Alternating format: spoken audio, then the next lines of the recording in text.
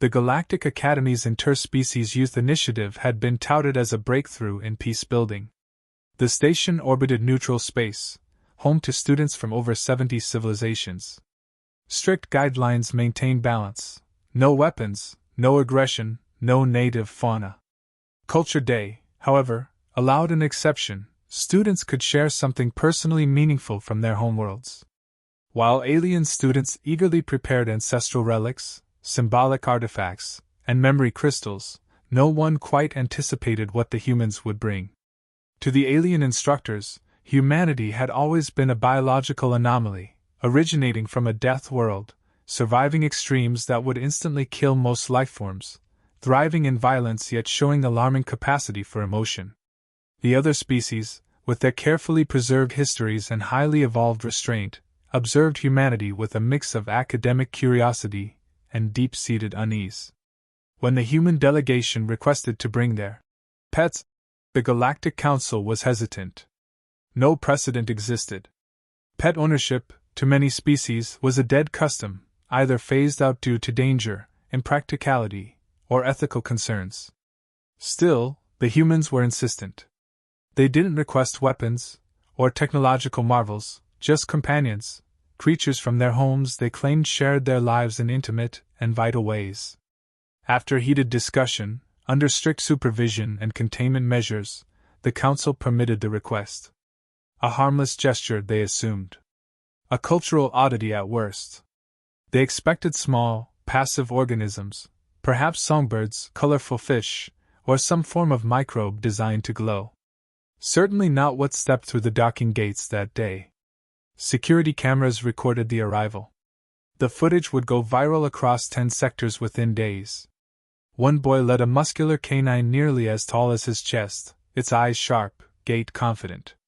Another carried a ferret nestled in a harness, twitching with manic energy. A girl from Earth's northern continents had a hooded raptor perched on her arm, its talons metal-capped, and its beak stained red from its last meal. But it was the last human who silenced the entire wing of the Academy. She was a quiet child with an enormous crate being towed by magnetic lift. Inside, a juvenile bear, still growing into its paws, stared out with sleepy indifference. Alien students reacted immediately. One species emitted pheromonal distress. Another activated defensive spores by reflex. The gelatinous Frigix recoiled so violently that it flattened itself into a defensive puddle. Teachers scrambled to issue lockdown orders, but the humans stood casually beside their creatures, entirely unfazed. A human instructor tried to reassure them. They're trained. Friendly, even. The statement did nothing to calm the storm. Galactic laws did not differentiate between wild and domesticated predators. Every species present had evolved with the deep instinct to avoid apex threats, and now, before them stood a parade of precisely those threats: fangs, claws, aerial hunters, and muscle-bound mammals bred for strength and stubborn loyalty. Humans, of course, did not see monsters. They saw friends. This wasn't a performance or provocation. To them, these beings weren't displays of power, they were expressions of trust. These animals slept in their homes, shared their food, mourned with them, healed beside them. The students had brought family, not trophies. But intent meant nothing to frightened alien minds. The bear yawned, revealing teeth longer than a Velian's fingers. An Uxery girl fainted on the spot. The falcon flapped once, and 3 species ducked instinctively, thinking an aerial ambush had begun. The ferret leapt off its owner's shoulder and disappeared into a vent shaft, causing mass panic. Council security stormed in. A siren blared. Emergency lockdown engaged. The humans were escorted back, their pets scanned repeatedly. Charges were considered. Some even debated expulsion. An emergency tribunal was convened within the hour. The council leader, a thin-spined Uric elder, summarized the incident with a single phrase. The Deathworlders unleashed their war beasts. Humans tried to explain. They argued these creatures were no more dangerous than high-speed hovercraft or unstable neutron batteries, both of which the Academy permitted with trust and responsible usage. They emphasized the animals' emotional intelligence, their deep-rooted history with humans, and the psychological bonds formed over millennia. But logic faltered against biology. Most species had eradicated predation from their ecosystems. They evolved through synthesis, not symbiosis. Their instincts told them that anything with jaws and independent thought was a threat. Humanity's belief in cooperation with such beasts was alien in the truest sense, unnatural, baffling, and horrifying. In that single day, what had been a respected, if eccentric species, was once again cast in the shadow of their death world origin.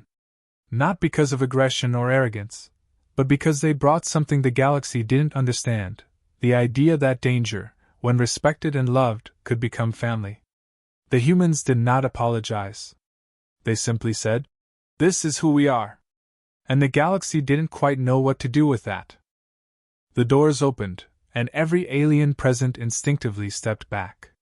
First through was the boy with the dog. Its deep bark reverberated through the chamber. Muscles coiled under its fur, eyes scanning every corner. The leash looked more ceremonial than necessary. Following closely was the girl with the bird, a falcon hooded but alert, its presence radiating predator confidence. It gripped her gloved hand like a throne. Then came the ferret handler, barely containing the creature as it fidgeted, sniffing everything, tail twitching like a live wire. Last, the girl with the bear. The moment the crate's maglocks disengaged and the beast rose to its full, looming posture, many aliens stepped behind furniture or walls, clinging to door frames and translator units like shields. The ferret wriggled free, landing with an audible thump and darting toward a glowing console. The machine crackled, sparking briefly before the animal snatched a stylus in its teeth and sprinted under the platform. Shrieks echoed. A winged alien tried to take flight but collided with the ceiling panel. The dog padded forward, sniffing a quadrupedal student, who froze in absolute terror. Its handler gave a sharp command and the dog sat, head tilted as if amused. Its ears remained alert, tail motionless, not wagging, but ready. The air shifted from academic curiosity to barely controlled chaos. The falcon spread its wings for a moment, casting shadows against the translucent walls. One flutter was enough to send a soft-bodied species into convulsions.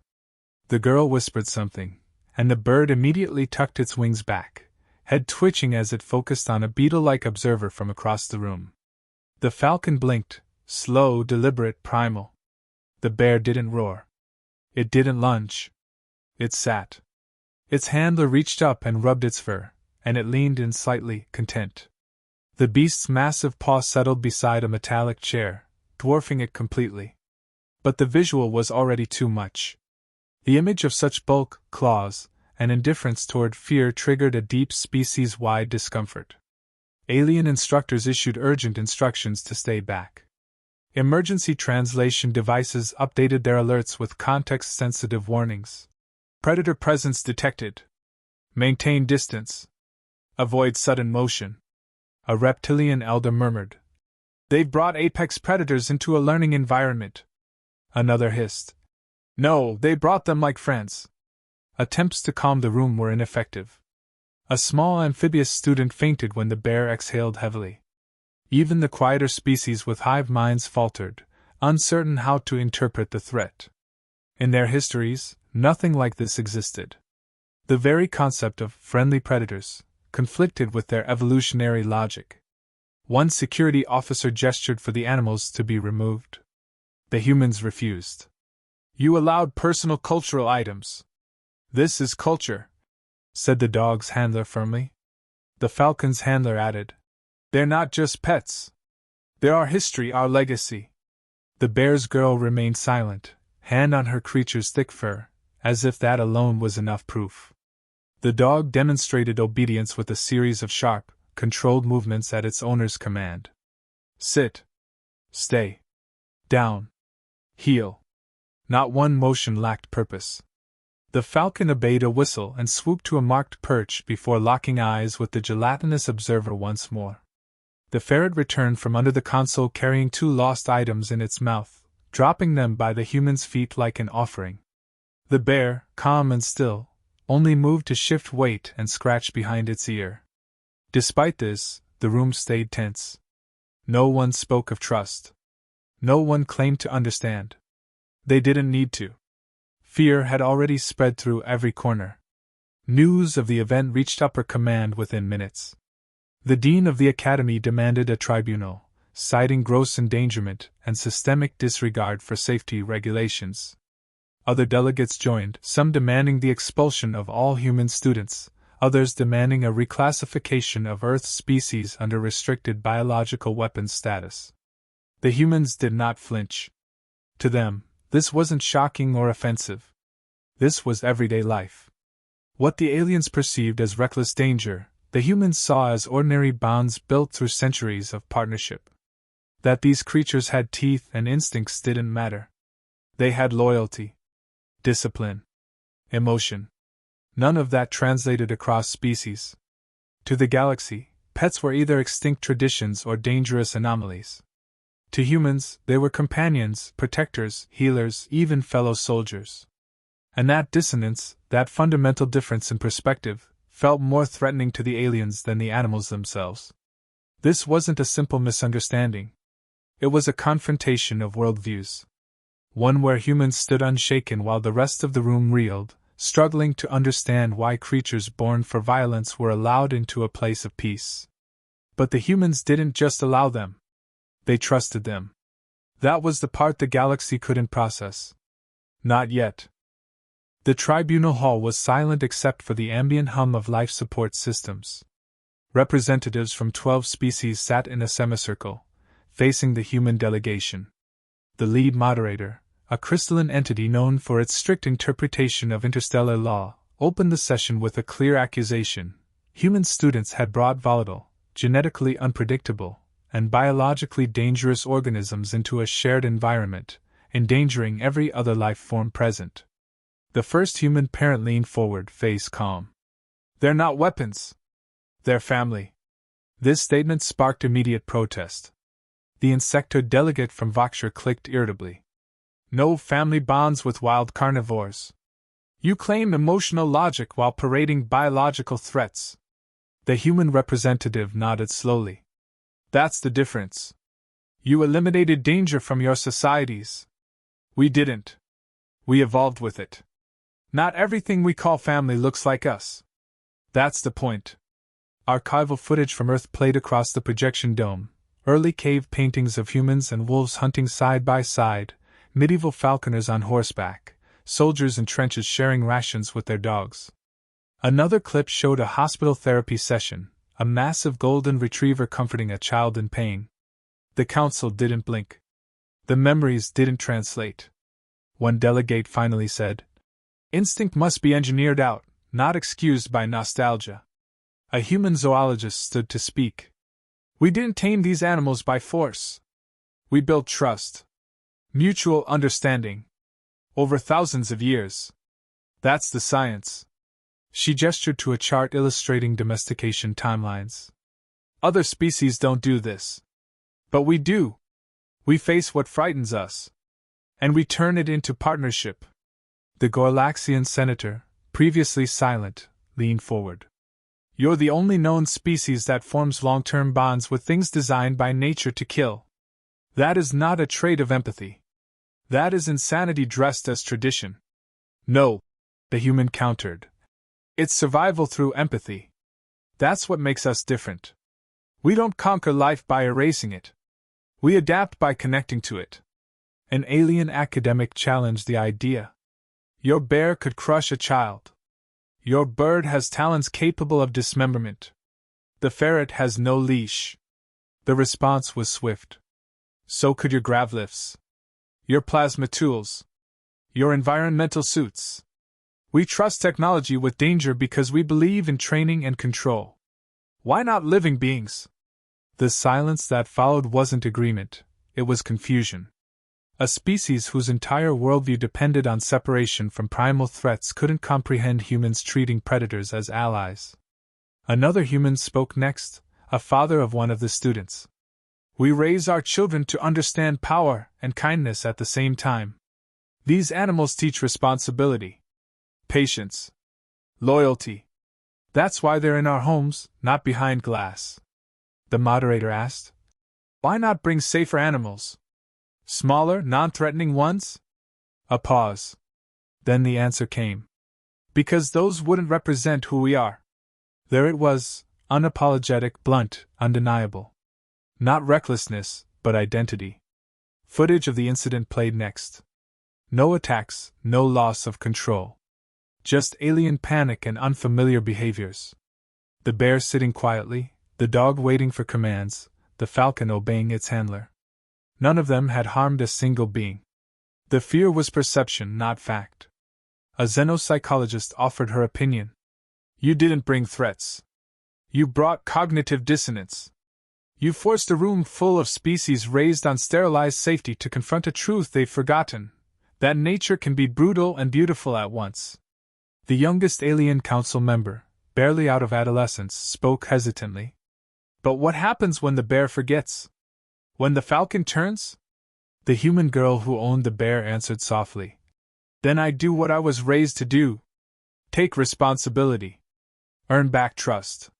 Fix the bond. It wasn't a scripted reply.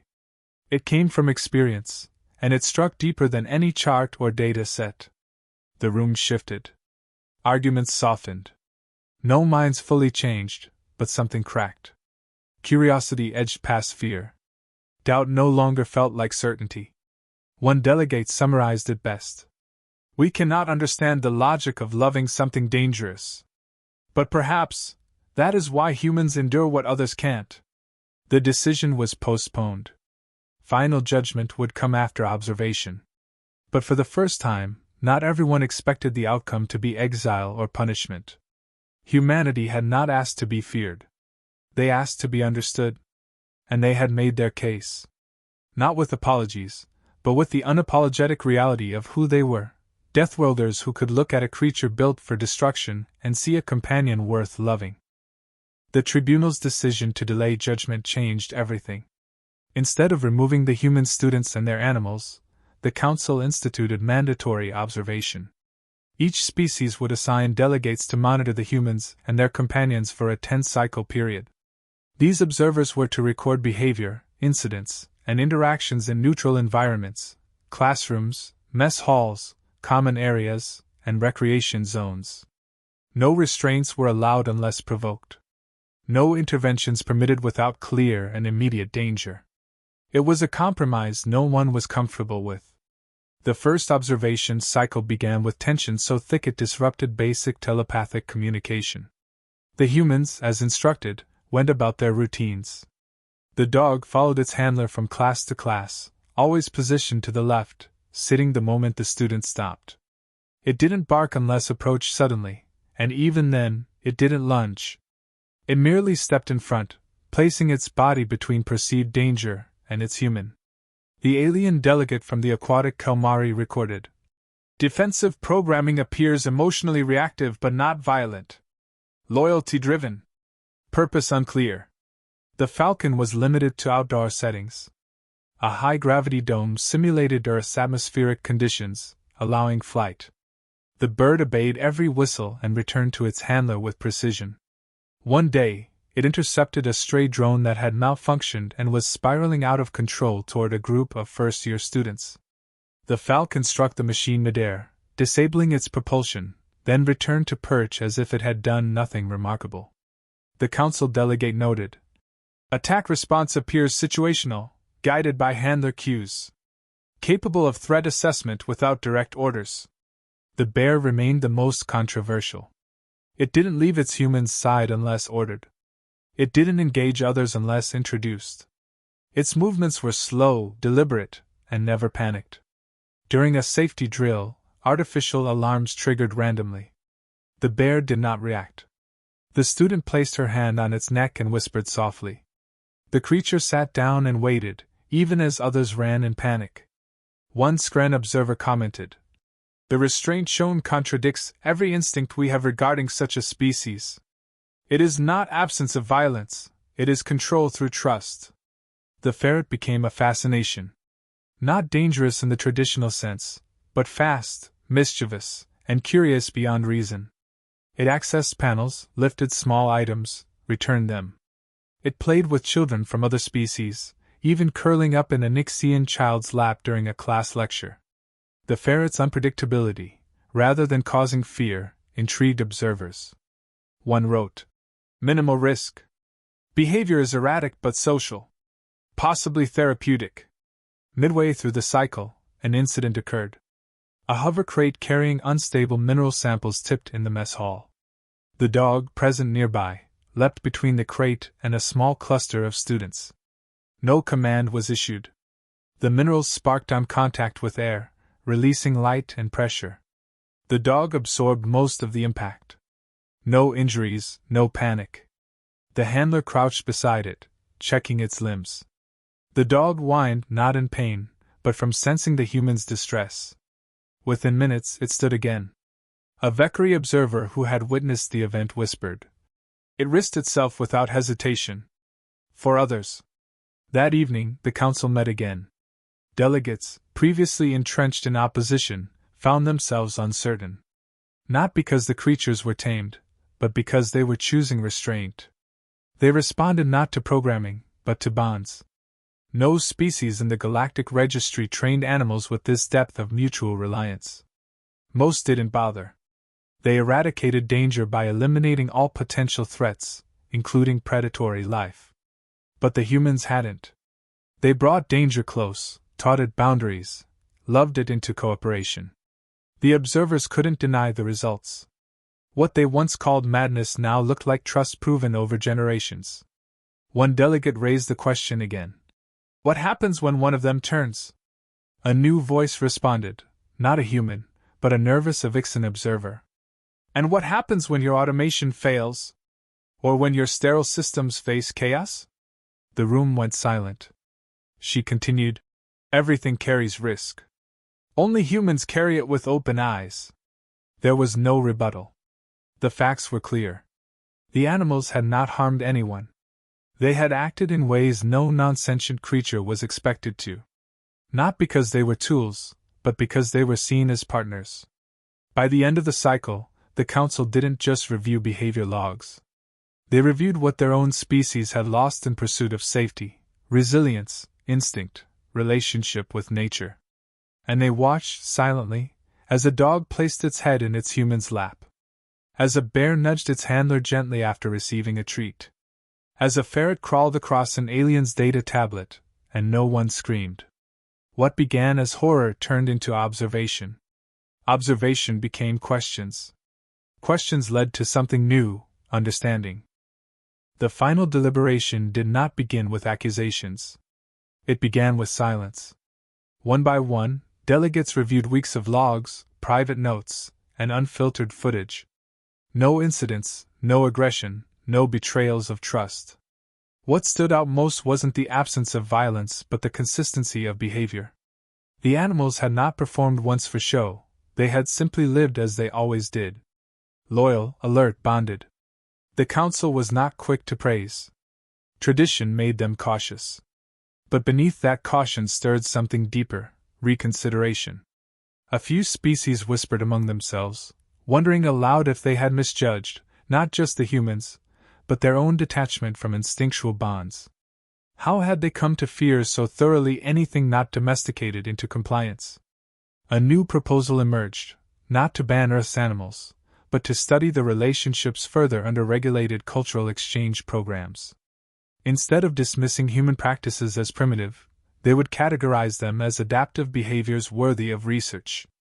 This stunned many. A cycle ago, these same species had demanded removal. Now they were writing joint papers titled Symbiotic Trust and Aggressive Sentient Bonding, Case Study, Terran Cohabitation Models. Humans didn't gloat. They watched as arguments shifted, not with triumph, but with quiet patience. Their victory wasn't in proving others wrong, it was being seen without needing to change. Not once did they adjust how they interacted with their animals. They let the evidence speak through repetition, through ordinary moments. The dog resting under a desk during an exam. The falcon catching simulated prey with grace, returning not for reward but for companionship. The bear sharing space without imposing fear. The ferret slipping between legs and terminals without judgment or discipline. On the final day of the evaluation, something unexpected happened. The young Vixen observer, once visibly uncomfortable around the dog, approached it during a break. She offered her hand, trembled slightly as the dog sniffed, then sat beside her. She didn't flinch. She smiled. Her report later contained a single line. For the first time in my life, I did not fear the unknown. I trusted something dangerous. And I was right to. The moment rippled. Others began small steps. A scaled researcher asked to examine the falcon's wings. A waterborne species offered safe aquatic simulations for the bear. The ferret was even invited to join a logic-based puzzle experiment, and completed it in half the expected time, followed by chewing the reward container open, to much amusement. These weren't public stunts. No media crews were invited. The council banned propaganda to ensure pure evaluation. And yet, genuine connection occurred. It couldn't be forced, only earned. The humans had never claimed superiority. They simply demonstrated something most civilizations had forgotten: trust isn't about removing all risk. It's about understanding it and choosing connection anyway. When the verdict came, it didn't declare full acceptance. That wasn't the goal.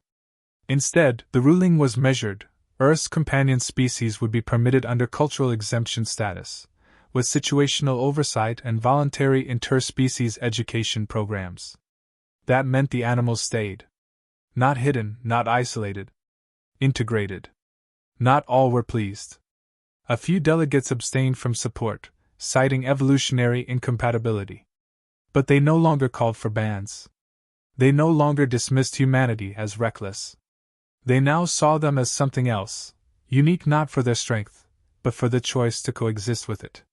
What followed were changes no one predicted.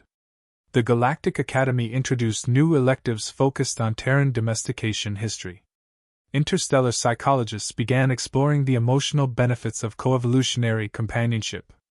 Even some militarized species re-evaluated their rigid philosophies, questioning if they'd become too detached from the natural instincts that once helped them survive. Humanity didn't conquer the room.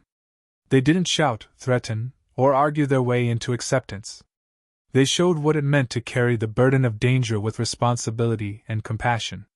Their animals didn't obey because they were forced to. They stayed because of bonds stronger than fear. The aliens had believed danger must be locked away. The humans showed it could walk beside you, leashed not by chains, but by choice. And when the others finally saw that danger not exploding, not lashing out, but protecting, responding, coexisting, they understood the truth of it. The humans had brought pets. But what they truly brought was a reminder that safety born from fear is brittle. But safety born from trust can last generations. And in that quiet shift, the galaxy changed. Not because humanity demanded it, but because, for the first time, the rest of the stars saw that the most dangerous species in the room was also the one who loved the fiercest.